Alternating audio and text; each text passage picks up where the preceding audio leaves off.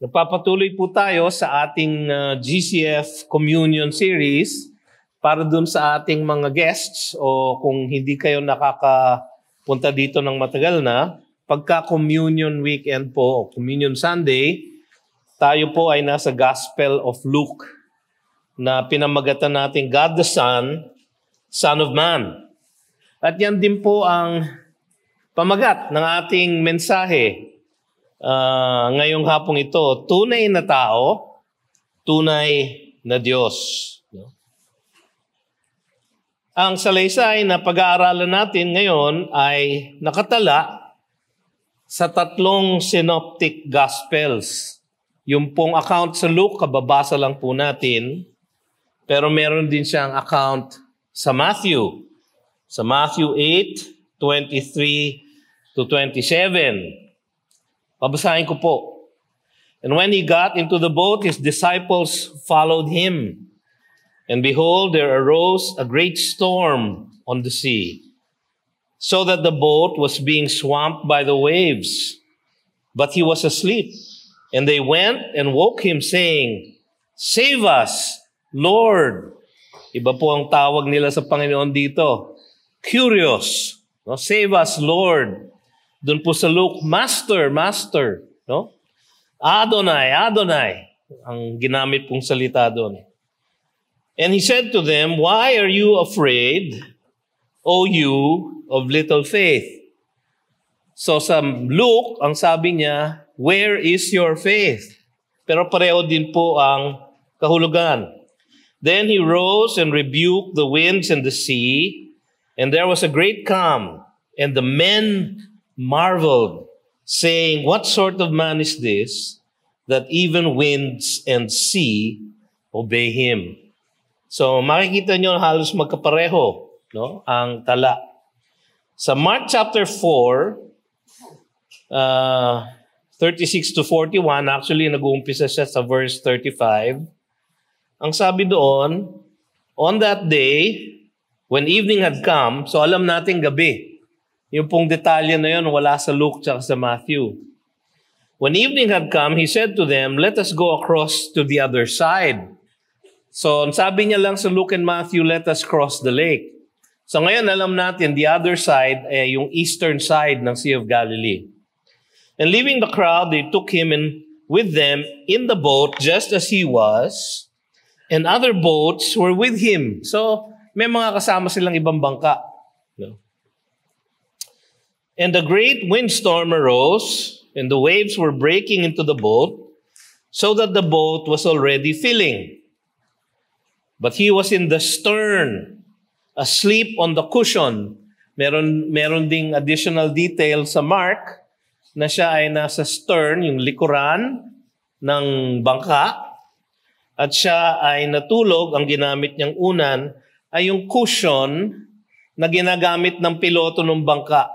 Kasi ang timon ng bangka, hindi po ba, nasa likod, at may inuupuan po doon yung piloto. Yung pong cushion na yun, hiniram niya siguro, at siya ay doon natulog. And they woke him and said to him, "Teacher." Iba naman ang tawag ni Mark sa kanya dito. Teacher sa Mark, Master sa Luke, Lord, no? Sa Matthew. Sabi ng iba, kita nyo na, iba-iba ang parang hindi consistent ang Biblia. Pero actually, kung kayo nandun sa bangka, nakasama ni Jesus, siguro lahat ng pangalan niya talagang maitatawag nyo. Sa takot nyo, di ba? Master, Lord, Savior. No? Dahil kayo lulubog na eh. So siguro gano'n na nangyari. Teacher, do you not care that we are perishing? No? And he awoke and rebuked the wind, and said to the sea, "Peace, be still." So dito sa Mark, may additional detail. Sinabi niya, meron sinabi ang Panginoon, "Peace, be still." Pero actually, sa original language, ang translation ng word na yon ay, "Shh." Ganoon ang sinabi ng Panginoon. Sabi sa Luke, He rebuked the wind. Sabi sa Matthew, He rebuked the wind. Sabi sa Mark, Sabi ng Panginoon sa hangin at sa bagyo, shh! And the wind ceased, and there was a great calm. He said to them, "Why are you so afraid? Have you still no faith?" Sa Matthew, "O you of little faith." Sa Luke, "Where is your faith?" Sa Mark, "Have you still no faith?" So, isa lang naman sinasabi, parang mahina ang inyong pananampalataya. And they were filled with great fear and said to one another, "Who then is this that even the wind and the sea obey him?" Binasa ko po yung tatlong account para makita nyo yung lahat ng detalye na nangyari nung pangyayaring iyon. So, ang summary po ng kwento, si Kristo ay inabot ng bagyo sa gitna ng lawa, kasama ng mga disipulo at kanyang pinatahimik ito. Pinatahimik niya yung bagyo. Ang aral, dahil si Kristo ay kasama natin, mayroon tayong kapanatagan sa gitna ng mga bagyo sa buhay. Alam natin yung mensahe nung story, nung kwento, sapagkat very familiar yung kwento sa atin. In fact, yung mga iba sa inyo na nagdaan sa Sunday school, alam natin tong kwentong ito kasi may kanta sa Sunday school na "With Christ in my vessel, I will smile at the storm. Smile at the storm, smile at the storm. With Christ in my vessel, I will smile at the storm until He leads me home." Meron pang refrain yun, pero hindi ko nakakantahin. No? Meron din Tagalog niya, "Kung siya'y nasa akin, may ngiti akong angkin. Kahit bagyo ang dumating, kung siya'y nasa akin, may ngiti akong angkin. Until He leads me home." English na pala yun. Anyway. Ngunit mga kapatid, tama naman yung mensahe na yun. Kung ang Panginoon ay kasama natin, kahit mayroon pang bagyo sa ating buhay, tayo'y makatitiyak na siya ay kasama natin hanggang sa matapos ang bagyo. Hindi niya pinapangako na walang bagyo sa ating buhay. At kung kayo ay mananampalataya na ng merong katagalan, alam ninyo na kahit ang mga mananampalataya sa Panginoong Hesus ay nakararanas din ng bagyo sa buhay. No? Maaring sa panahon na ngayon, kayo ay nagdadaan sa isang unos sa inyong buhay. No? At siguro, whether physical storm o spiritual storm o emotional storm, lahat po ay nagdadaan sa storm. Hindi po niya pinangako na hindi tayo makakaranas ng bagyo, ngunit kanyang ipinangako na tayo ay sasamahan niya sa gitna ng lahat ng bagyo sa ating buhay. So actually, kung yun yung main lesson, pwede na tayo mag-communion ngayon. Pero, merong mas malalim na mga aral ang kwentong ito para sa atin. Ito ay una sa 4 ng mga kababalaghan na ginawa ng ating Panginoon na ginamit ni Luke na patunay na siya ay tunay na Diyos at tunay na tao. Truly God and truly man. Very God as very God and very man as very man, sabi nga ng mga lumang confession. So tingnan natin yung una. Si Jesus ay tunay na tao. Makikita nyo dito na si Jesus ay abala sa pamumuno at pagtuturo ng kanyang mga disipulo. Kung inyong alalahanin at babalik-aralan, ang ating mga topic nung nakaraan dito sa pinagdaanan natin sa Luke ay ang kanyang pagtuturo nung parable about the soils no? Nakita natin siya, nagtuturo. Doon sa account sa Matthew at sa Mark, ganun din po ang konteksto. Siya po ay abala sa pagtuturo. At lalo na siyang abala sa pagtuturo ng kanyang mga disipulo. Yung 12 na kasama niya, no? Kanina pong umaga, sa morning worship service, pinakita po ni Pastor Larry ang isang painting ni Rembrandt. No? Ito lang siguro hindi naman siguro ito lang, pero ito siguro ang pinakasikat na painting tungkol sa, pinapakita na sa screen. No? Christ in the Middle of the Storm. Yan po ay isang sikat na painting ni Rembrandt. No? Isang sikat na artist. At sabi nga ni Pastor, kung bibilangin ninyo kung ilan ang kasama ni Jesus dyan, no? Meron lang pong konting inaccuracy kasi si Jesus parang nasa harap, hindi nasa likod. At yung number ng disciples dyan ay 13, hindi 12. Dahil sinama ni Rembrandt ang kanyang sarili dun sa bangka. No? At marahil po, mas malaki ng konti dyan yung bangka na kanilang ginamit. Meron pong na-discover sa area ng Capernaum na isang ancient dig ng isang bangka, yung frame ng isang boat. No? Na ang sabi nila are thousands of years old. At itong frame ng boat na ito ay siguro mga 20 to 25 feet long. So, malaki-laking bangka ito. Hindi ito pareho ng bangka na naalala ko nung bata po ako, may bahay po kami sa Malolos. Ang katabi po namin ay ilog. No?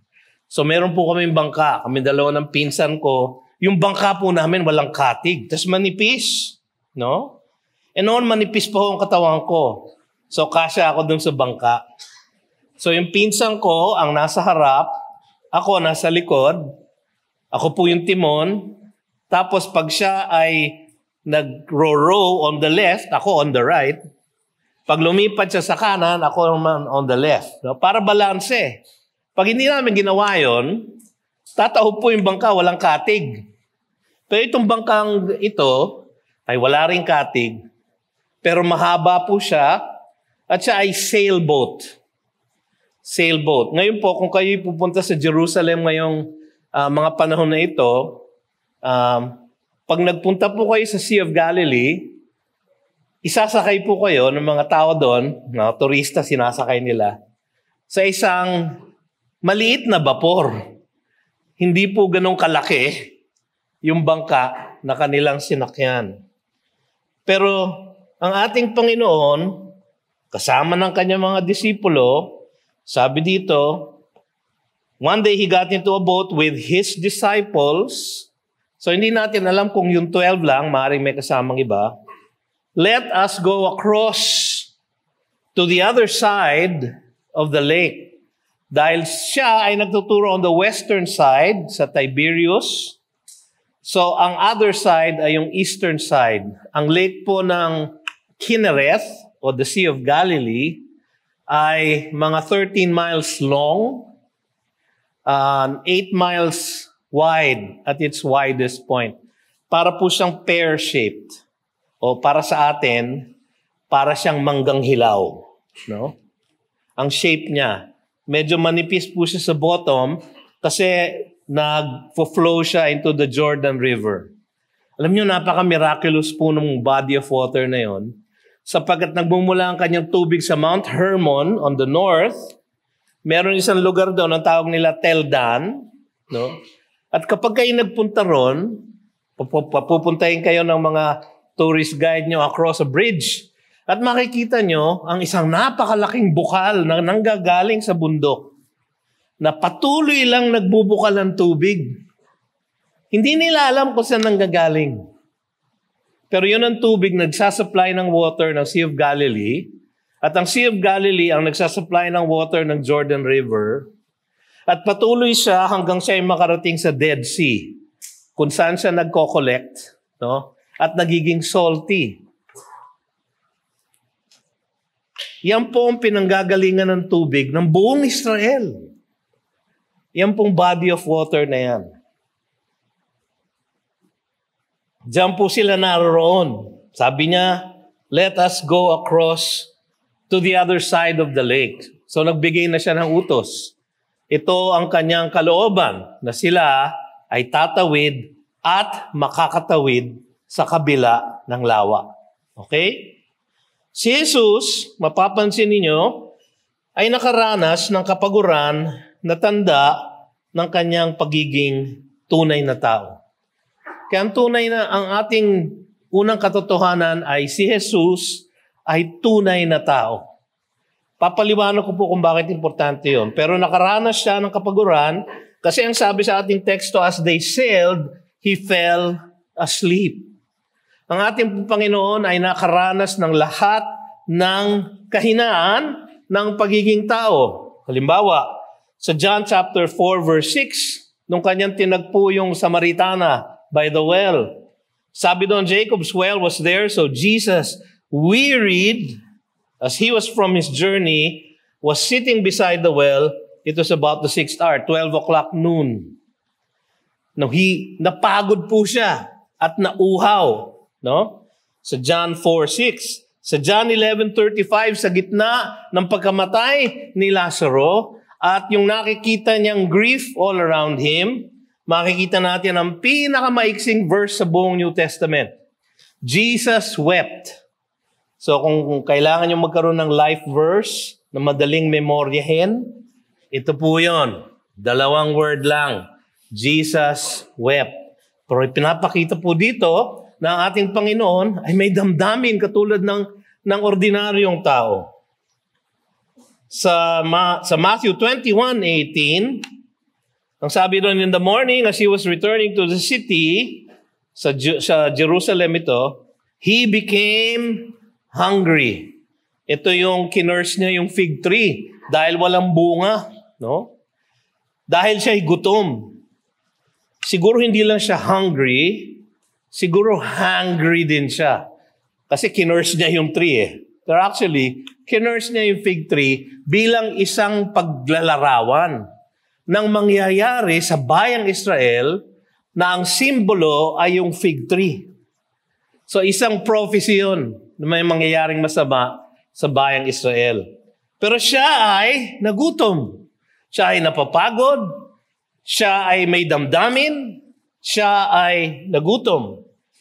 Kaya sa Hebrews 4, verses 14 to 15, ganito po ang ating mababasa. Since then, we have a great high priest who has passed through the heavens, Jesus, the Son of God. Siya po ay Diyos. Let us hold fast our confession. Because we do not have a high priest who is unable to sympathize with our weaknesses, but one who in every respect has been tempted as we are, yet without sin. He could sympathize with our weaknesses, naintindihan niya ang ating mga kahinaan, sapagkat siya ay dumanas ng lahat ng klaseng pagsubok at temptation, ngunit hindi siya nagkasala. Siya ay tunay na tao. Bakit mahalaga yun? Siya ay Diyos na nagkatawang tao at dahil siya ay tunay na tao, siya lang ang karapat-dapat na kumatawan sa atin sa krus. At ang tunay at nag-iisang manunubos ng ating kaligtasan. Kailangan magkaroon ng isang substitute para sa atin. Sapagkat hindi tayo nakasusunod sa batas ng Diyos na kanyang requirement para tayo ay makasama niya sa langit. At dahil doon tayo kailangan mamatay para sa ating mga kasalanan.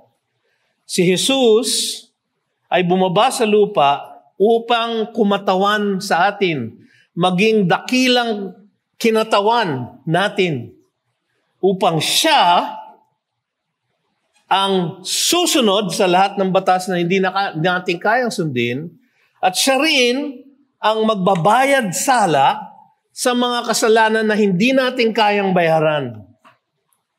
Yan po ang essence ng gospel. Pero pwede lang ito mangyari kung tunay siyang naging tao. Sapagkat kailangan niya maging tapat na kinatawan o substitute ng lahat ng mga tao. Kailangan niyang maunawaan at maranasan ang lahat ng kahinaan ng mga tao. Kailangan siyang dumaan sa mga pagsubok at temptation ng lahat ng tao, katulad ng isang tunay na tao, upang siya ay maging totoong kinatawan para siya ang ating substitutionary atonement sa krus. Kaya napakahalaga po ng truth, ng katotohanan na si Jesus ay tunay na tao. Sabi sa 1 John chapter 2 verses 1 and 2, "My little children, I am writing these things to you so that you may not sin. But if anyone does sin, we have an advocate." Meron tayong lawyer. Meron tayong representante. Meron tayong kinatawan. We have an advocate with the Father, Jesus Christ, the righteous. Walang sala. Siya lang ang tanging walang sala. Na tao, nagkatawang tao, sinubok, tinempt, pero hindi nagkasala. He is the propitiation, bayad sala, for our sins, and not for ours only, but also for the sins of the whole world. Lahat ng tao sa mundo without distinction, hindi without exception. Kasi kung siya ay namatay for everyone in the world, lahat ay maliligtas. Ngunit alam natin na maraming hindi maliligtas. Na marami ang tinawag, pero kakaunti lang ang tutugon. Many are called, but few are chosen. Si Jesus ay namatay bilang pagbabayad sala sa ating mga kasalanan. Bakit siya? At wala nang iba, sapagkat siya lang ang Diyos na nagkatawang tao. Tunay na tao, tunay na Diyos. At doon sa maliit na phrase na yon, sa verse 22, verse 23, "And as they sailed, he fell asleep." Yung kanyang pagkakaantok, yung kanyang pagkakahina, yung kanyang kapaguran ay isang tanda sa atin na siya ay naging katulad natin. Datapwat siya lang ang maaaring kumatawan sa atin sa krus. Ganun po kahalaga yung maliit na katotohanan na yun. Sabi sa Colossians 1:20, "And through him to reconcile to himself all things, whether on earth or in heaven, making peace by the blood of his cross." Kaya sa Acts 4:12, ang wika ng mga apostol sa harap ng Sanhedrin, "And there is salvation in no one else, for there is no other name under heaven given among men by which we must be saved." Wala pong iba na tunay na Diyos at tunay na tao. Wala pong iba na tunay na tao na sinubok sa lahat ng paraan, tinempt sa lahat ng paraan, ngunit walang sala. At ang kakatawan sa atin na magbabayad ng ating utang ng kasalanan ay dapat walang sala. Siya lang po ang nag-qualify doon sa requirement na yon. Pangalawa, si Jesus ay panatag sa gitna ng mapanganib na bagyo. Continuing sa verse 23, ang sabi doon hanggang verse 24, "And a windstorm came down on the lake, and they were filling with water and were in danger. And they went and woke him, saying, 'Master, Master, we are perishing. We are perishing. Master, Master.'" No?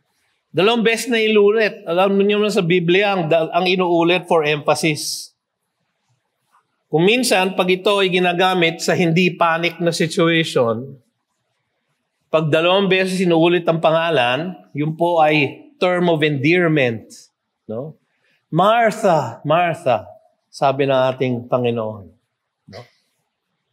Term of endearment. Pero pagka panic na, Master! Master! No? Lord! Sabi nila sa ibang account. Savior! Save us! We are perishing. Alam niyo, mga kapatid, ang mga kasama niya sa bangka ay mga batikang mangingisda. Mga batikang mangingisda ay lubhang natakot sa bagyong biglang nasalubong nila sa lawa. Ngayon, hindi naman kakaiba kay Peter, kay Andrew, kay James, tsaka kay John. Alam natin na silang apat ay mangingisda. Maaaring si Nathanael at si Philip ay mangingisda rin. So maaaring 6 sila out of the 12 na mangingisda. Sila ay sanay na tumawid ng Sea of Galilee. In fact, doon sila nangingisda.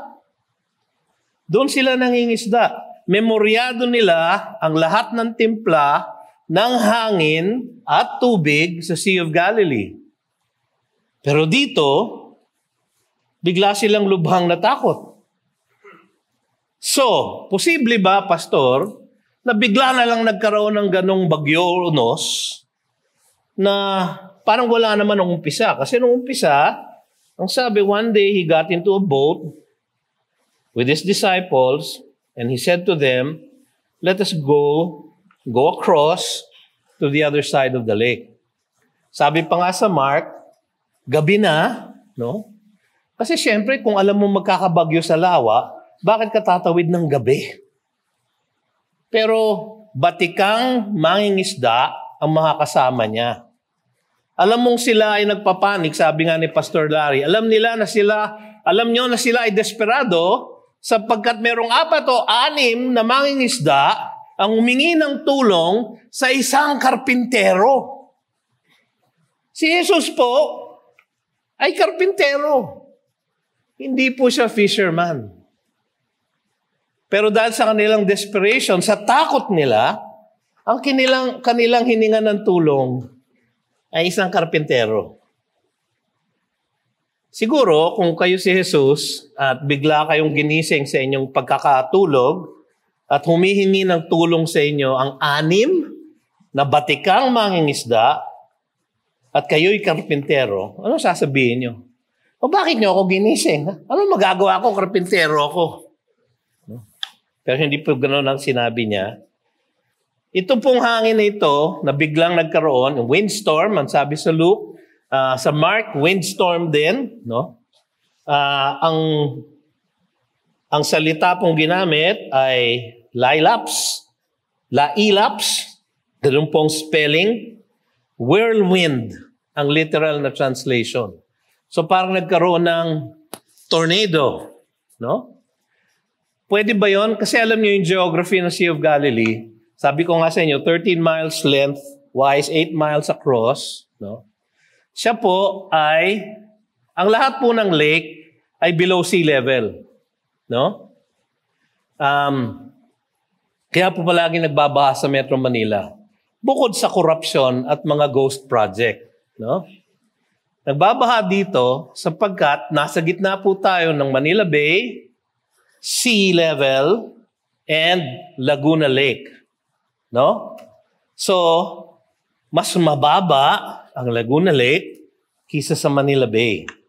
Generally po, ang lahat ng lake ay below sea level. Pero hindi ganito kalalim. Ang Sea of Galilee po, o the Lake of Kinneret, is 680 feet below sea level. Siya po ang pinakamababang lawa sa buong mundo, below sea level. No? At siya ay umaagos sa Jordan River hanggang siya ay bumaba sa Dead Sea, which is 1,300 feet below sea level. Ang pinakamababang point sa buong mundo ay yung Dead Sea. So kakaiba siya, para siyang bowl. Ang kanyang paligid, Mount Hermon sa north, Golan Heights sa northeast, no? Tapos may mga hills sa may west. So para siyang bowl. So yung cold air na galing sa mountains, bababa, sasalubungin ang warm air na galing sa lawa. Pag pinagsama niyo po yung dalawang yon, hindi kayo kailangan maging member ng Pag-asa, na malaman ninyo na magkakaroon po ng tinatawag nating LPA. No? O kaya storm. No? Kaya po, nangyayari yun ng biglaan sa Sea of Galilee. Nung kami tatawid sa isang malaking vapor sa Sea of Galilee, actually, binigyan kami ng babala. No, kahit na sikat yung araw, ang sabi nung mga kasama namin doon, huwag kayong magpapanik pag biglang nagkaroon ng hangin. Kasi hindi kakaiba sa kanila. So hindi po ito kakaiba. Hindi po ito isang bagay na nakagulat sa mga mangingisdang kasama ni Jesus sa bangka. Ito ay dapat nilang inasahan, pero sobra ang lakas ng unos. Pambihira ang lakas ng unos. In fact, sa Matthew 8:24, ang ginamit na salita doon, and behold, there arose a great storm. Ang ginamit pong salita ay seismos. Naintindihan niyo kung ano ang ibig sabihin ng seismos, no? Seismic. Earthquake-like.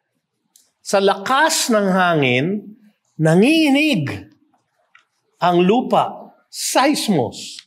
Ganun po kalakas yung storm. Kakaiba po siya sa usual storm sa Sea of Galilee. Bakit ko po sinasabi ito? Kaya naman sa Mark 4:38, sa panic ng mga kasama niya, ang sabi doon, "Teacher, do you not care that we are perishing?" So kung ano na sinasabi nila, wala ka bang pakialam sa amin? Hindi mo ba kami mahal? Do you not care that we are perishing? No. Takot na takot sila, kahit na sinabi na ni Jesus sa kanila, "Let us go across to the other side of the lake." Sinabi ng anak ng Diyos na sila ay tatawid sa kabilang side ng lake, datapwat sila ay makatatawid sa kabilang side ng lake. Pero kahit na sinabi na yun ng anak ng Diyos, mahina ang kanilang pananampalataya at sila ay nangatakot. Ironically, ang ating Panginoon ay tulog na tulog. Mahimbing ang tulog ng Panginoon. Panginoon ng buong sangnilikha, sa gitna ng isang napakalakas na unos, na siya rin ang may gawa. Alam niyo kung bakit mahimbing ang tulog niya? Akala niyo ba na sorpresa si Jesus doon sa malakas na bagyo na iyon? Akala niyo ba nagulat siya? Mga kapatid, sabi niya, "Let us go across to the other side of the lake." Nung sinabi niya yon, alam na niya na magkakaunos na malakas. Bakit? Kasi siya ang may gawa ng kalamidad na iyon. Sabi sa Isaiah 45, "I'm the Lord, there is no other. I give blessing and I give calamity." Sa Kanya nagmumula ang pagpapala. Sa Kanya nagmumula ang kalamidad. Siya ang may gawa ng unos. Kaya alam niya. Kaya mahimbing ang kanyang tulog. Alam niya na hindi siya pababayaan ng kanyang ama. At alam niya sapagkat siya ang may hawak ng lahat ng bagay. Sabi sa Hebrews chapter 1, "He holds all things together by the word of His power." Alam niyo, kaya hindi nagbabangga ang mga planeta, kaya hindi nagsasalubong ang mga araw, kaya hindi nagkakagulo ang mga bituin, sapagkat He holds everything together by the word of His power. Yung po ang kasama nila. Oo nga, karpintero lang siya. Ngunit siya ang Panginoon ng buong sangnilikha. Tulog na tulog siya na kailangan siyang gisingin. And they went and woke Him. Kung totoo nga, katulad na sinabi ni Matthew na napupuno na ng tubig ang bangka, katulad ng sinabi ni Mark na umaapaw na yung tubig sa loob ng bangka, kung siya ay nasa likod, sa stern, no? Doon siya, sabi ni Mark, no? At siya ay natutulog, dapat nararamdaman na niya yung tubig. Siguro may kasamang ulan o yung spray na galing sa tubig. Hindi siya nagigising sa tubig. Mahimbing na mahimbing ang tulog niya dahil ang ating Panginoon ay panatag sa gitna ng mapanganib na bagyo. Isang kahaliwan sa atin dapat, mga kapatid, na siya ang may hawak ng lahat. Kung meron mang bagyo na nangyayari sa inyong buhay o mangyayari pa, ang ating kahaliwan, siya ang may hawak ng lahat. Siya ang may hawak ng bagyo. At kanyang pinahintulot ang bagyong yun sa ating buhay.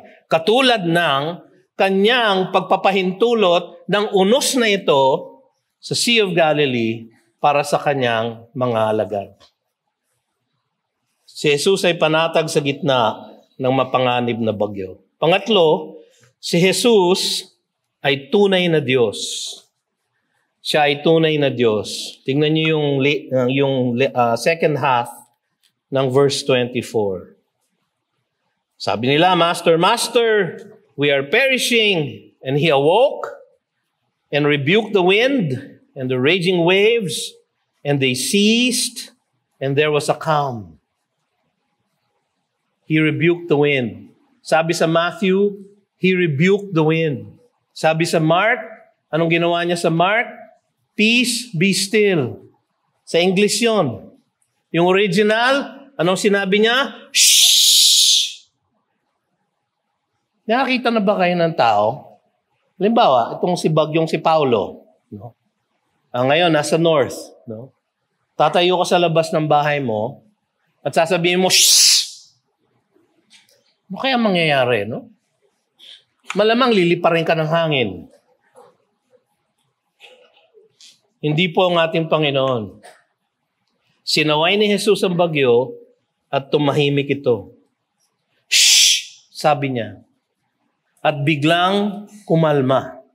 Alam nyo, kahit na huminto bigla ang hangin, ang alon, hindi hinto kaagad.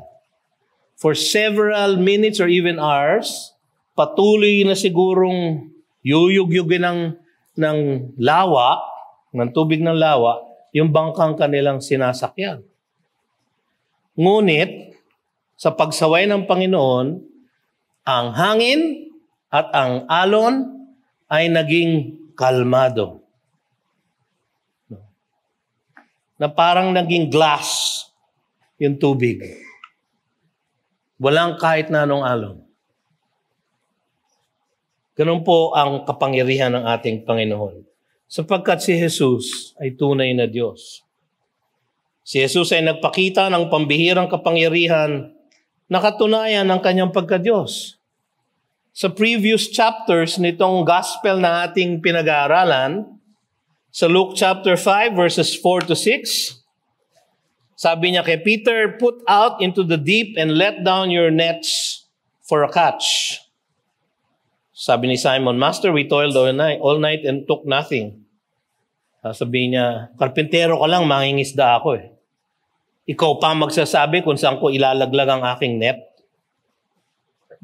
But at your word, I will let down your net. Siguro sarcastic yung pagkakasabi ni Pedro. Sige na nga! And when they had done this, they enclosed a large number of fish, and their nets were breaking. Sa palagay nyo, hindi alam ni Pedro kung nasa ng isda. Sa tagal niyang pagiging mangingisda. Alam niyo kung ano nangyari? No? Yung isda na nakakumpol sa isang part ng lake, ng Sea of Galilee. Andito yung bangka. Hindi sila makahuli ng kahit na anong isda. Sabi ni Jesus, ilabas mo ng konti, no? At ikay makakahuli. So, kung ikaw mangingisda, alam mo naman na hindi naman mangyayari yon. Pero alam nyo ginagawa ng mga isda? Nakaparada sila dun sa lake. Nakaganyan sila.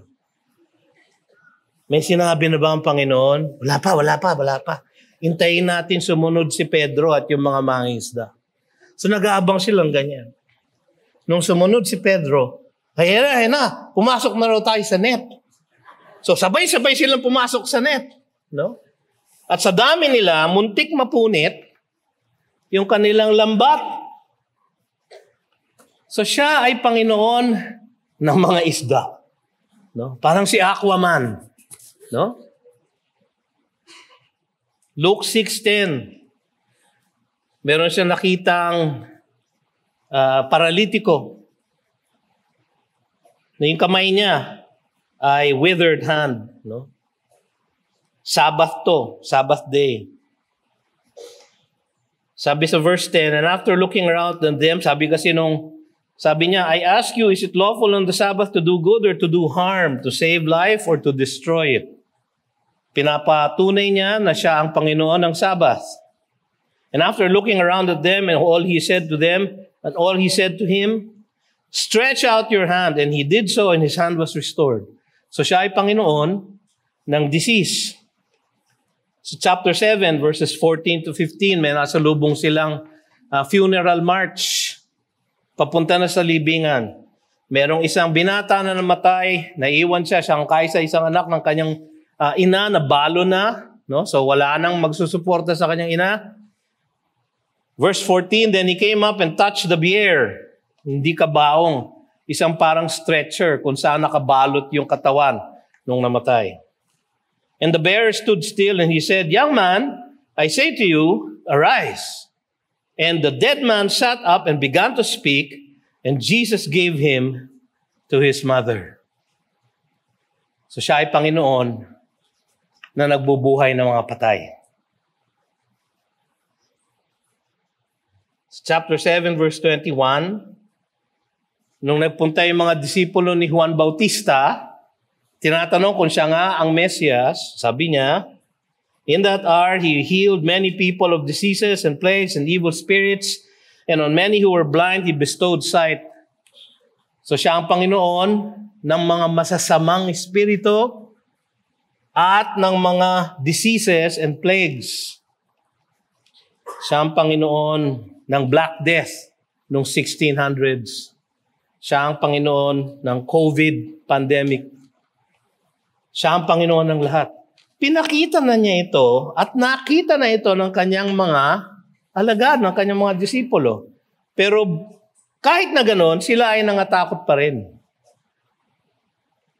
Alam nyo, si Jesus ay tunay na Diyos. Siya ay ang walang hanggang Diyos na nagkatawang tao. Sa John chapter 1 verse 1, in the beginning was the Word, and the Word was with God, and the Word was God. So verse 14, and the Word, si Jesus, became flesh and dwelt among us, and we have seen His glory, glory as of the only Son from the Father, full of grace and truth. Sa Galatians 4:4, inaral na natin ito. But when the fullness of time had come, God sent forth His Son. Hindi siya create ni God. He was sent forth kasi siya ay existing na.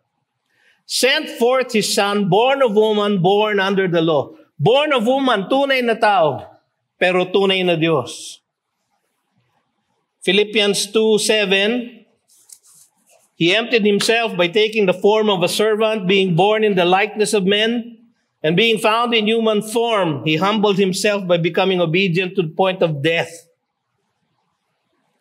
Kahit na siya ay Diyos, siya ay nagpakumbaba at sumunod sa kalooban ng kanyang Ama upang iligtas ang kanyang sanlibutan at siya ay naging tao. 2 John 7, for many deceivers have gone out into the world. Anong kanilang tanda? Those who do not confess the coming of Jesus Christ in the flesh. Such a one is the deceiver and the Antichrist. So siya ay Diyos na nagkatawang tao. Bakit mahalaga na siya ay tunay na Diyos? Sapagkat sa kanyang pagkakatawan sa atin sa krus, Bilang isang tunay na tao, pinagbayaran niya ang lahat ng kasalanan, past, present, and future, ng lahat ng mananampalataya sa Kanya, sa lahat ng panahon, once for all. Para niya magawa yon, kailangan siya ay tunay na Diyos at tunay na tao. Napakahalagang katotohanan. Pang-apat at huli, si Jesus ay Panginoon sa gitna ng mahinang pananampalataya. We should praise God na siya ay tapat na Panginoon kahit na tayo ay mahina at hindi tapat sa ating pananampalataya sa Kanya. Sabi sa verse 25, He said to them, "Where is your faith?" Ang sabi ni Mark, "Why do you still have no faith?" Ang sabi ni Matthew, "O you of little faith." Ang issue po ay faith. Yung faith ng kanyang mga alagad. Bakit niya alam na meron na silang faith? Kasi hinahanap niya lang eh. Hindi niya hinahanap yung faith dahil alam niya na wala silang faith. Hinahanap niya yung faith kasi hindi nila ipinapakita yung faith sa kanya na kanya nang ibinigay sa kanila. Tandaan nyo, ang faith na nakapagliligtas at nakakapag-ugnay sa atin sa Panginoong Hesus ay hindi galing sa atin, hindi galing sa ating sariling lakas, kundi isang dakilang kaloob at pagpapala ng Diyos sa atin. For by grace you have been saved through faith, and that, meaning faith, is not of yourselves, it is a gift of God. So alam niya, may faith sila. Ang sabi niya lang, where's your faith? Ba't parang ang hina ng pananampalataya niyo? So ngayon, malinaw ang aral ni Jesus sa kanyang mga disipulo. Kaya niya pinahintulot itong pangyayaring ito ay para ma-exercise nila ang kanilang faith sa Kanya. Alam niyo mga kapatid, kung kayo ay mananalangin sa Panginoon, na kayo ay bigyan ng patience. Isa po yan sa fruit of the Spirit. Naalala niyo yung ating huling mensahe. Love, joy, peace, patience, kindness. Kung kayo mananalangin sa Panginoon para kayo bigyan patience, mag-ingat po kayo sa inyong pananalangin sapagkat para kayo ay maging patient, bibigyan niya kayo ng pagsubok. Nung ako po'y batang pastor, nananalangin po kami ng aking misis at ipinanalangin ko, Panginoon, please break me so that you can use me. Hindi na siya umamen. Usually, umaamen siya eh. Amen. Amen. Pero pagdating doon, tahimik lang siya. Mahirap yata yung please break me. Pag binrake ka ng Panginoon, kasama ako dyan sa breaking na yan. At totoo nga, no? Kami ay binrake ng Panginoon. Nagdaan kami sa maraming pagsubok. Pagsubok sa aming marriage, pagsubok sa aming mga anak, pagsubok sa sakit, no? Hanggang ngayon, dinadanas namin ang pagsubok sa sakit. Ako po ay stage 3 kidney patient. Naalala niyo po, nung last time ko mag-report sa inyo, ako po ay stage 4. Stage 3 na lang po ngayon. No? Naku, huwag niyo po akong palakpakan. Palakpakan po natin ang ating Panginoon. At siyempre, ang misis ko, dahil siya ang aking kidney doctor. Matyaga po siya sa pagbibigay ng gamot sa akin. At dahil doon, ang Panginoon ay kumikilos sa kanya upang ako ay mapagaling. Siguro, gusto pa akong mabuhay ng Panginoon na matagal-tagal. So, lumalakas ang aking kidney, humihina naman ang aking tuhod. Kaya, medyo uupo ako ng konti ngayon dahil sumasakit na. Mahina ang kanilang pananampalataya kahit na nagsabi na siya na, let us go across. Sinabi na ni Jesus, we will go across. Alam nila na pag sinabi ng Panginoon, mangyayari. Pero sila ay nanghina sa kanilang pananampalataya. Makapangyarihan ang ating Diyos, sabi nga nila, who then is this? Sila'y nanginig, and they were afraid. Sila ay namangha, and they marveled. Who then is this that He commands even winds and water, and they obey Him? Alam niyo, ang sinasabi lang ng Panginoon sa pagsubok na ito na Kanyang pinadana sa Kanyang mga alagad, ay ito, maaasahan natin na itatawid niya tayo sa buhay na walang hanggan. Kung kaya niyang itawid yung bangkang yon sa gitna ng unos sa Sea of Galilee, kasama ang lahat ng Kanyang mga niligtas, -1 lang, si Judas kasama po ron eh. Pero ibang kasama niya ay Kanyang iniligtas. Kaya nung siya nananalangin sa John 17, sabi niya, I have kept them all except for the son of perdition that the scriptures might be fulfilled. Siya po ang nagtawid sa kanila sa lawa ng Galilee. Siya po rin ang magtatawid sa atin sa buhay na walang hanggan. Sabi sa 1 Peter chapter 1 verses 3 to 9. Babasahin ko po, medyo mahaba. Blessed be the God and Father of our Lord Jesus Christ. According to His great mercy, He has caused us, not us causing ourselves. He has caused us to be born again to a living hope through the resurrection of Jesus Christ from the dead, to an inheritance that is imperishable, undefiled, and unfading, kept in heaven for you, who by God's power are being guarded through faith for a salvation ready to be revealed in the last time. In this you rejoice, though now for a little while, if necessary, you have been grieved by various trials, so that the tested genuineness of your faith, more precious than gold that perishes, though it is tested by fire, may be found to result in praise and glory and honor at the revelation of Jesus Christ. Bakit niya sinusubok ang ating pananampalataya? Bakit niya tinetest? Para malaman niya kung tayo may pananampalataya. Mga kapatid, siya ang nagbigay. So alam niya kung kayo nananampalataya o hindi. Nakikita niya ang ating mga puso. Tayo ang hindi nakakakita ng ating pananampalataya. Tayo ang hindi nakakakita ng ating puso. Tayo ang pwedeng ma-deceive ng ating puso. Nasabi ng Jeremiah 17:9, the heart of man is deceitful above all things. Para sa atin po yung test. Para makita natin na ang ating faith is more precious than gold that perishes. Though you have not seen Him, you love Him.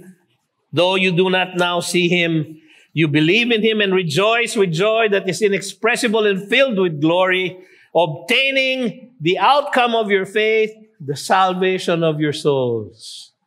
Kung naitawid niya ang bangka sa gitna ng malakas na unos, na kahit ang mga batikang mangingisda ay nangatakot, kaya niya tayong itawid, mga kapatid.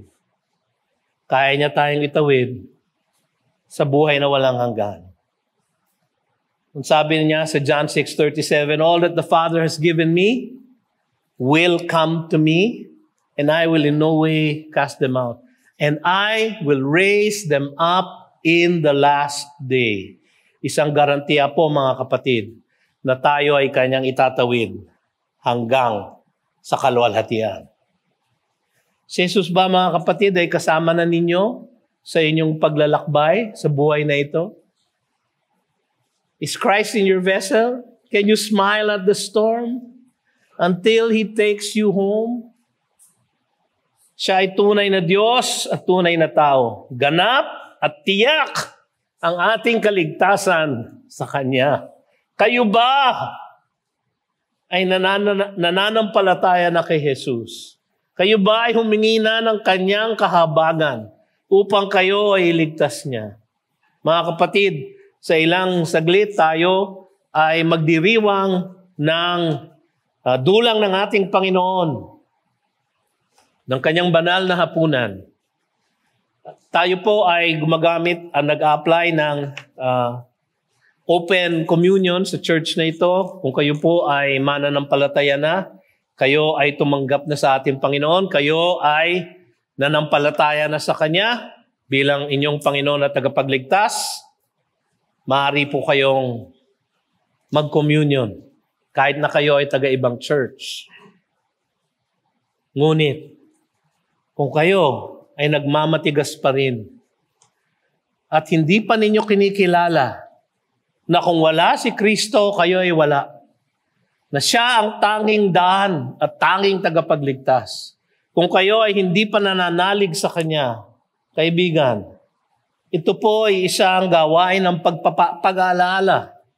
Kung kayo ay hindi pa nananalig sa Kanya, wala kayong aalalahanin. Wala kayong inaalala. Sapagkat hindi pa nangyayari sa inyo ang inaalala natin sa hapong ito. Kaya wag po kayong babahagi. Pero bakit nyo naman pipigilin ang inyong sarili?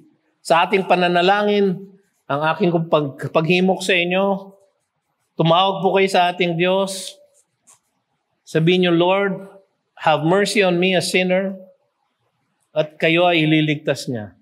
Tandaan ninyo, siya ang nagbo-born again sa inyo. Ang tanging hinihingi niya lang ay ang manalig tayo. At kung hindi niya bubuhayin ang ating mga patay na kaluluwa, hindi tayo makakapanalig sa Kanya. Yun po ay bahagi ng Kanyang pagliligtas. Kaya kung hindi niyo pa nagagawa yun sa inyong buong buhay, meron po tayong pagkakataon sa ating pagdadalangin. Natanggapin ninyo ang kaligtasan na inaalok ng ating Diyos. At humingi kayo ng kapatawaran at kaligtasan sa Kanya. Tayo po ay manalangin. At ihanda natin ang ating mga diwa at kaluluwa para sa ating pakikipag-ugnay sa ating banal na Diyos. O Panginoong Diyos na makapangyarihan sa lahat, sa hapong ito, kami po ay nananalangin sa iyo. At inilalapit namin at ipinangungumpisal namin, O Diyos, ang aming kahinaan at kawalan ng katapatan sa inyo. Sa aming tahimik na pananalangin, O Diyos, pakinggan ninyo ang aming pag-amin sa inyo ng lahat ng aming pagkukulang sa aming buhay at ang aming pagbibigay ng pasasalamat at ng papuri sa inyo dahil kayo ang gumawa ng paraan upang kami ay mapatawad at maligtas.